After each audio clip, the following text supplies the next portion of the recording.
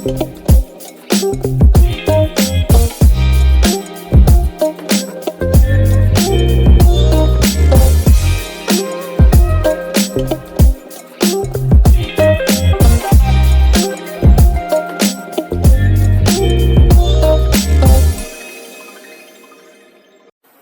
warahmatullahi wabarakatuh.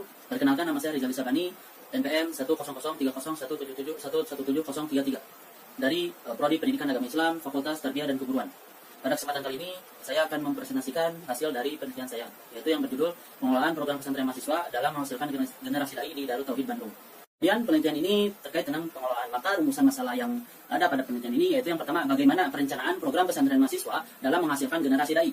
Yang kedua, bagaimana pelaksanaan program pesantren mahasiswa dalam menghasilkan generasi dai. Yang ketiga, bagaimana pengawasan program pesantren mahasiswa dalam menghasilkan generasi dai.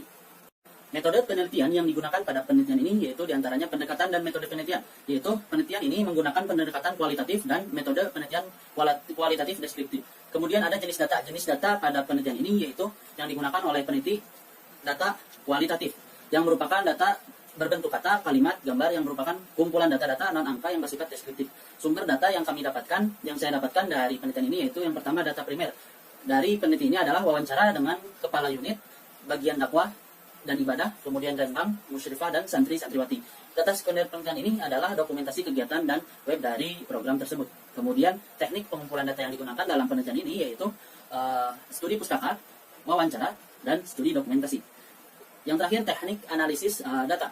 Peneliti menggunakan tahapan analisis data sebagai berikut, yaitu reduksi data, penyajian data, dan upaya penarikan kesimpulan. Pengorganisasian ini bertujuan untuk pembagian tugas agar dalam pelaksanaan program ini terlaksana secara efektif dan efisien. Pelaksanaan program pesantren mahasiswa virtual dilaksanakan selama 5 bulan. Setiap minggunya kegiatan ini dilaksanakan dari hari Senin hingga hari Sabtu. Pengelola mempersiapkan prosedur kegiatan demi terjalannya kegiatan secara sistematis. Adapun prosedur pelaksanaannya sebagai berikut, yaitu yang pertama, pengecekan jumlah santri kepada bagian syiar. Syiar adalah badan yang menaungi atau menerima para mahasiswa yang mendaftar. Kemudian mengadakan pertemuan dengan musyrif-musyrifah. Jadi para pengelola ini dari mulai atasan hingga ke musyrifah berkumpul untuk bertemu dengan musyrifah, memberikan arahan. Kemudian yang ketiga, mengecek ketersediaan media yang akan digunakan ketika kegiatan berjalan. Nah, karena ini virtual, maka media-medianya itu adalah yang mendukung kepada kegiatan virtual. Kemudian masuk ke kegiatan awal, yaitu pembukaan. Kemudian di dalamnya ada sosialisasi terkait jadwal kegiatan, aturan-aturan kegiatan, kemudian kurikulum yang akan ditempuh para santri. Kemudian yang dilanjut yaitu masa ta'aruf antar santri-santriwati dengan para musyrif-musyrifah. Nah, masa ta'aruf ini di antara santri-santri dengan santri-santriwati lainnya. Jadi tidak hanya santri dengan musyrifah, tapi ada santri dengan santri lagi. Kemudian ada juga santri dengan pengelola. Jadi semuanya mengenal keluarga dari program pesantren mahasiswa virtual ini. Nah, selanjutnya itu memasuki kegiatan KBM dan materi pembiasaan serta materi komplement yang telah disediakan oleh program pesantren mahasiswa virtual selama 5 bulan berturut-turut. Dalam seminggu, para santri berkegiatan 6 hari, dimulai dari hari Senin hingga ke hari Sabtu. Proses perencanaan ini akan mencakup juga proses dari pengorganisasian dalam program pesantren mahasiswa virtual. Kegiatan ini dilakukan oleh Lembaga Dewan Kemakmuran Masjid atau DKM. Pelaksanaan perencanaan dilakukan melalui pertemuan dengan berbagai pihak. Di dalamnya yaitu ada kepengurusan Dewan Kemakmuran Masjid.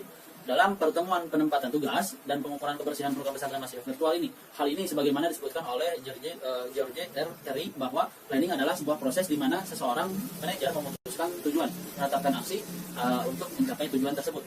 Kemudian mengalokasikan tanggung jawab untuk menjalankan strategi kepada orang tertentu dan mengukur keberhasilan dengan membandingkan tujuan. Kesimpulan dari penelitian ini adalah program pesantren yang dilakukan oleh Darut Tauhid, yaitu program pesantren mahasiswa. Proses perencanaannya dilakukan oleh para pengelola untuk menjalankan program pesantren mahasiswa virtual ini yang dilakukan selama 2-3 tahun dengan mengadakan pertemuan yang membahas terkait dengan penetapan beberapa komponen yang diperlukan ketika akan melaksanakan kegiatan program pesantren mahasiswa virtual angkatan 1 sesuai dengan visi, misi, dan moto program pesantren mahasiswa virtual.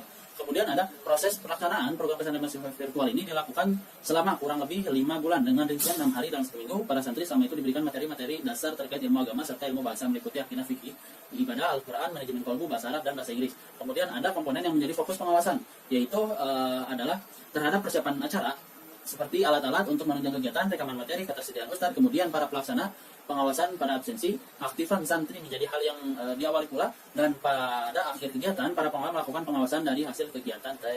Selanjutnya yaitu manfaat dan masukan. Untuk manfaat, yaitu yang pertama adalah melalui penelitian ini diharapkan mampu memperkuat teori dan konsep, juga memperkaya pengetahuan dalam bidang pendidikan agama Islam sebagai acuan dalam sebuah pelaksanaan program dalam rangka menghasilkan generasi calon dai. Yang kedua yaitu manfaat bagi peneliti, menambah pengetahuan tentang teori-teori manajemen pendidikan serta mengetahui bentuk implikasi dari teori yang ada. Yang ketiga yaitu manfaat bagi staf pengelola, diharapkan dapat menjadi masukan bagi para staf pengelola dalam menghasilkan suatu program dalam menghasilkan generasi dai. Kemudian ada masukan untuk program ini, yaitu yang pertama dalam penentuan struktur lebih baik dipersiapkan lebih jauh lagi agar tidak ada terjadi kekosongan staf dalam suatu bagian. Kemudian yang kedua sarannya yaitu untuk pihak penyelenggara, dalam hal ini bagian sarana dan prasarana serta ustadz yang mengisi materi, hendaknya lebih meningkatkan kembali kualitas dalam persiapan memberi materi dengan menggunakan metode penyampaian yang tidak membosankan. Masukan yang ketiga yaitu dalam hal pengiklanan suatu program bisa untuk menebarkan ke seluruh para alumni untuk membantu mempromosikannya acara ini. Sekian pemaparan dari hasil penelitian saya. Terima kasih atas perhatiannya. Wassalamualaikum warahmatullahi wabarakatuh.